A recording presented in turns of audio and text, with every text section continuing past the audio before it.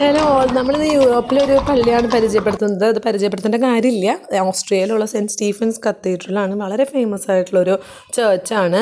അപ്പം നമ്മുടെ നാട്ടിലെ പള്ളികൾ അല്ലെങ്കിൽ UAE പള്ളികളൊക്കെ നമ്മൾ കാണുമ്പോൾ അതൊക്കെ കുറച്ചും കൂടി മോഡേൺ ടൈംസിൽ നമ്മൾ ഉണ്ടാക്കുന്ന ഒരു കൺസ്ട്രക്ട് ചെയ്യുന്ന പള്ളികളുടെ പോലെയാണ്. പക്ഷേ ഇതങ്ങനെയല്ല. ഇത് അതിപുരാതനമായിട്ടുള്ളൊരു കൺസ്ട്രക്ഷൻ സ്റ്റൈലും ആർക്കിടെക്ചറൊക്കെയാണ്. അത് തന്നെ നമുക്ക് യൂറോപ്പിലെ ഒട്ടുമിക്ക പള്ളികളും ഇങ്ങനെ തന്നെയാണ്. സെൻറ്റ് സ്റ്റീഫൻ കത്തീഡ്രൽ പ്രത്യേകിച്ചും അതിപുരാതനമായിട്ടുള്ള ഒരു ചേർച്ചാണ്.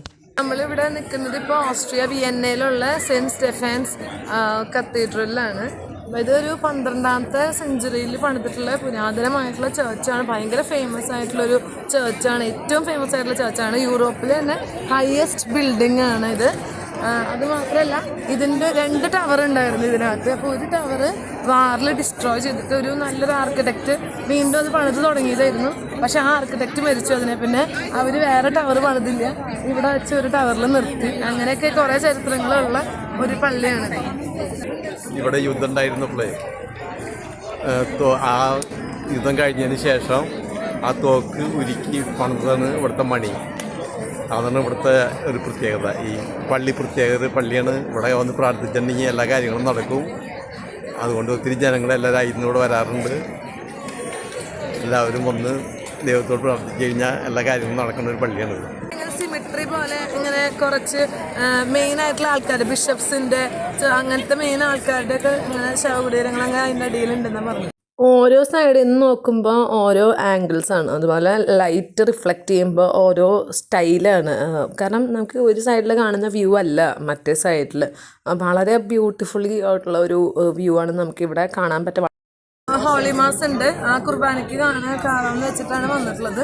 ഇന്ന് സൺഡേയും കൂടെ ആണല്ലോ. ഇവിടെ എപ്പോഴും നല്ല തിരക്കുള്ള സമയമാണ്.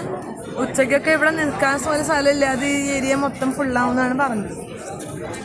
ഇവിടെ മൊത്തം നല്ല തിരക്കാണ്. നേരത്തെ പറഞ്ഞ പോലെ സൺഡേ ആഫ്റ്റർനൂൺ കൂടെ ആയതുകൊണ്ട് പറയുന്നേ വേണ്ട. പിന്നെ പള്ളിയുടെ അകത്തേക്ക് കയറുമ്പോൾ ഉള്ള കാര്യം അതെങ്ങനെ എക്സ്പ്ലെയിൻ ചെയ്യേണ്ടതെന്ന് എനിക്കറിയില്ല. കാരണം അത്രമാത്രം പ്രാർത്ഥിക്കാൻ തോന്നുന്ന ഒരു ഫീലുള്ളൊരു സ്ഥലം. കുറേ പേര് ഇവിടെ ഫോട്ടോയും വീഡിയോ എടുക്കാനൊക്കെ കയറിയിട്ടുണ്ട്. കാരണം അത്രയും ബ്യൂട്ടിഫുള്ളാണ് കാണാനായിട്ട്. അതാണ് അതിൻ്റെ കാര്യം. കാരണം നമ്മളൊക്കെ നാട്ടിൽ നിന്ന് അവിടെ ചെല്ലുമ്പോൾ ഞാൻ നേരത്തെ പറഞ്ഞ പോലെ നാട്ടിലെ പള്ളികൾ അല്ലെങ്കിൽ UAE പള്ളികൾ പ്രാർത്ഥിക്കാൻ തോന്നുന്ന സ്ഥലം തന്നെയാണ്, സംശയമൊന്നുമില്ല. പക്ഷേ അവിടുത്തെ ലൈറ്റിങ്ങും അല്ലെങ്കിൽ അവിടുത്തെ ആംബിയൻസും കുറച്ചും കൂടെ വ്യത്യാസമുണ്ട്. പക്ഷേ ഇവിടെ എന്ന് പറഞ്ഞാൽ ഇവിടുത്തെ ലൈറ്റിംഗ് എല്ലാം ക്യാൻഡിൽസാണ്, അല്ലാതെ നമ്മൾ ട്യൂബ് ലൈറ്റ്സോ അങ്ങനത്തെ ലൈറ്റ്സ് ഒന്നുമില്ല. എല്ലാം മെഴുകുതിരികൾ മാത്രം.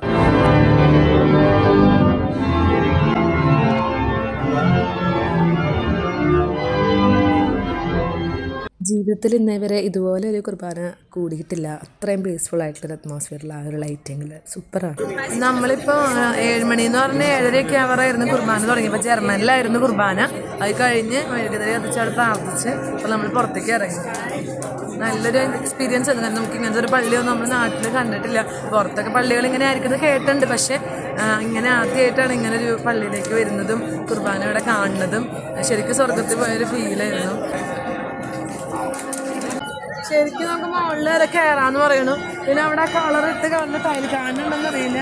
അതൊക്കെ നമ്മൾ കൈ കൊണ്ട് ഇങ്ങനെ വെച്ച് ഉണ്ടാക്കിയേക്കണമെന്നാണ് പറയണത്. നല്ലൊരു വ്യൂ ആണ് ഇവിടെ.